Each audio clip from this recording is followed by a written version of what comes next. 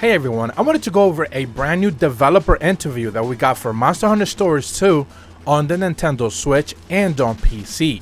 This one comes to us straight from GameSpot, who actually went ahead and interviewed 3 key players in the creation for this game. Obviously the series producer Ryoso Sugimoto, the game's director Kenji Oguro, and the art director Takahiro Kawano.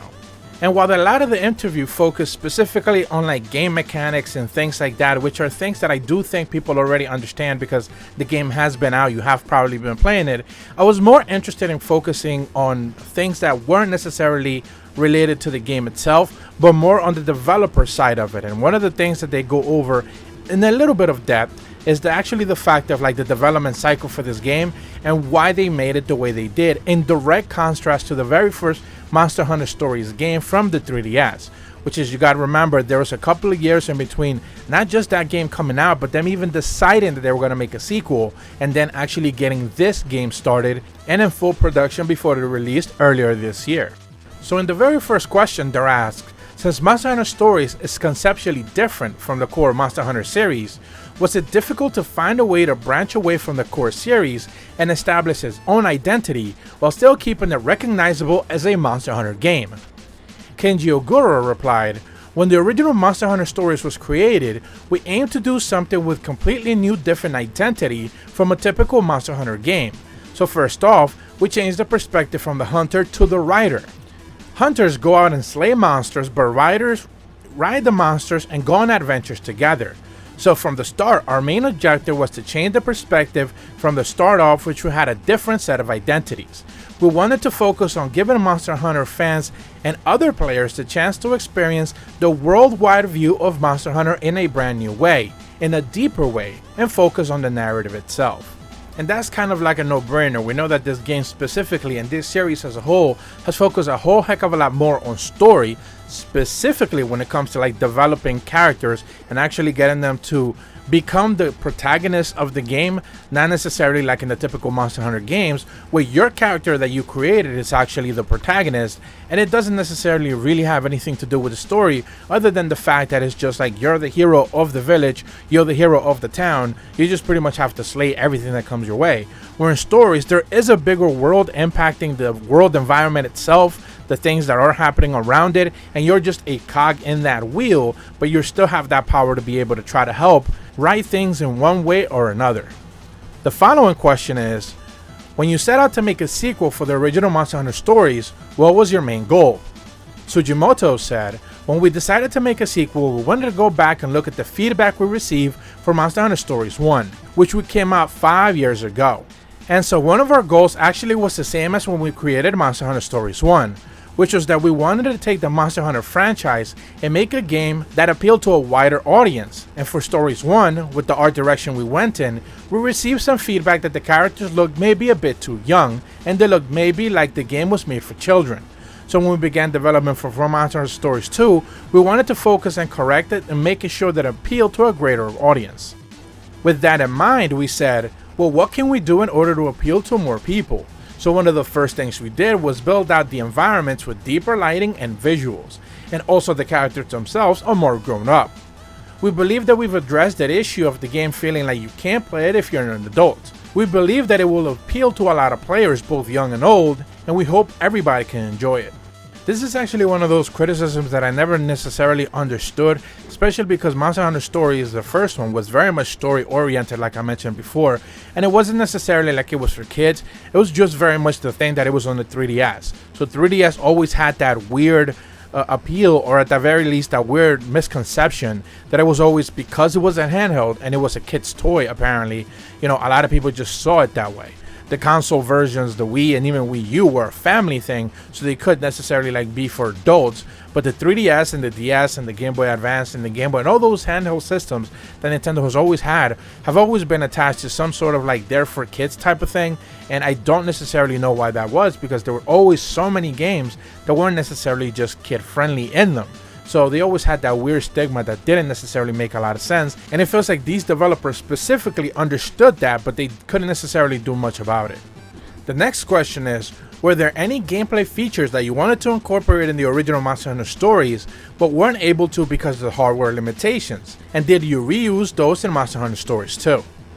Takahiro Kawano replies, "We believe that we made vast graphical improvements for Stories 2, from characters and their proportions to the expressions that they're able to make with their movements.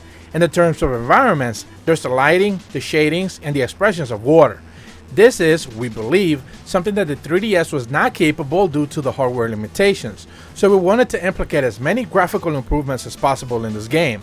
That also, we believe, helped in the terms of fleshing out the world by making it appeal to more people as well."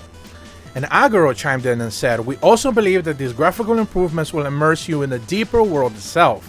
As an RPG, you are exploring where you can explore the environments more and more. When you step into various new items, you can really interact with the world in a way that you can deepen your experience. As an RPG, we believe that the graphical improvements will help players be transported into a world a bit easier." I'm a bit puzzled by this one a little bit, only because I do think that in the 3DS there were some games that were just shining examples of just visuals that you couldn't necessarily get anywhere else, especially because of that 3D effect that the system itself was naturally built in to naturally have.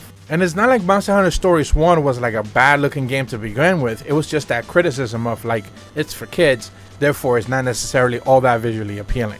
The next to last question is, we've seen a few returning characters from Monster Hunter Stories 1 appear in a couple of the trailers for Monster Hunter Stories 2. Would you say that you get the most enjoyment out of the game if you play the previous Monster Hunter stories, or are you able to still enjoy the story if you jump in without playing any of the previous game? And Oguro replied, "When we created this game, we wanted to make sure that players could play Stories 2 without having to play Stories 1. They could simply jump right into the story and fully enjoy it. That being said, as you noted, there were some characters from the previous game and this one as well. So there will be connections and points where the players who were played Stories 1 will pick up and get an extra kick out of it. So when you're out on your adventure and you meet characters that you saw before, you can say, oh wow, look how much they've actually grown. And you can get an extra thrill. But that will not impede players from playing this game without playing any of the previous games at all." And I think that this is actually completely accurate now that I've actually finished the game. I did get to see a lot of callbacks to like first game's characters, but I didn't necessarily know what they actually meant fully. Especially since Naviru seems to know pretty much everyone, but you don't necessarily have that context that he has. So in that story itself, as it plays out, you don't necessarily get to fully understand what some of those characters have done in the past. They just kind of like gloss over the things in the past and like even allude to the hero's first game, but you don't necessarily get that full experience of to like what actually took place or what actually happened. Again, a lot of things are just alluded or left to cutscenes, so you don't necessarily get that full context. But even then, it doesn't necessarily take away from the fact that the story of Monster Hunter Stories 2 is very much its very own thing. The last bit that I wanted to go over is not necessarily a question, but kind of like their closing remarks in this interview, and I did find a couple of them a little bit interesting. Kawano says, "We received feedback from the fans that they wanted a sequel, and we know it was a long time for Stories 2 to finally come out. We put a lot of effort into the development for the graphics. We worked really hard in this game, so we hope that players will feel the love that we poured right into it." Oguro said, "We're hoping that players will feel the essence of Monster Hunter, the action game, and this RPG. We're really proud and we think we've captured the essence of Monster Hunter and the action within it. Also, we worked really hard to make it easy for players to play. Just jump into the world and have no experience with any sort of the games and be able to pick it up and learn the elements that the game naturally progress through the game without making any sort of issues. So we worked really hard to make it fun and easy to get into, and it's an RPG we think players will enjoy." Lastly, Ryoto Tsujimoto said, "Monster Hunter Stories 1 was released 5 years ago. But 8 years before that, we were originally had the idea for a game that would be a Monster Hunter but very different. We also spent a lot of time thinking about the game and the elements themselves. And what we really wanted to express and what we developed with this game is that we wanted to make sure that we capture Monster Hunter's feel as an RPG, but we also wanted to make sure that we didn't just transmit the Monster Hunter feel. We wanted to build on that with the characters, fleshing out the characters, developing the feelings with the monsters, and just deepening the lore of the story of the Monster Hunter world. So we worked hard on the graphics and the visuals, really expressing some of the monsters, and we think that Monster Hunter fans, of course, will enjoy all of those elements. But we also believe that players who aren't necessarily into action games or Monster Hunter real-time battles, maybe they're more interested in the story itself, and especially like JRPGs, and we think that they can appeal to a lot of the players, and we hope everybody enjoys it." This does remind me a little bit of that developer interview that they did in one of the streams. Actually, I don't remember if it was the second or third one before the release of the game, where they were just simply talking about like the process of like actual game creation to actually get this game out of the door. And one of the things that they really talked about was just a lot of just planning. It wasn't necessarily just the game development itself, or even like what monsters are going to be there, or what stories we're going to tell, or even what characters we're going to bring back, or which ones we're going to create. It was just a lot of planning of like, how do we make this game actually become appealing to people who don't necessarily like JRPGs, who don't necessarily think Monster Hunter as an RPG, but also can capture that audience and actually put out a product that can be appealing to wide enough people to be able to actually pick it up and actually enjoy it. So I think that in that regard, I think they nailed it. And obviously the sales figures themselves have been substantial enough that I think it does merit a little bit of success. And obviously even a sequel should definitely be in the works already, or at the very least greenlit for sure.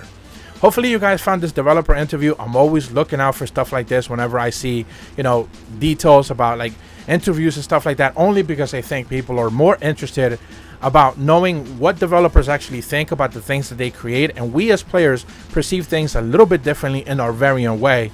And it's always interesting to me to see how they actually, you know, come up with the things that they actually do. So if you're brand new to my channel, be sure to leave a like and subscribe, hit the bell to receive notifications when the videos go up, and as always, thank you so much for watching. See ya.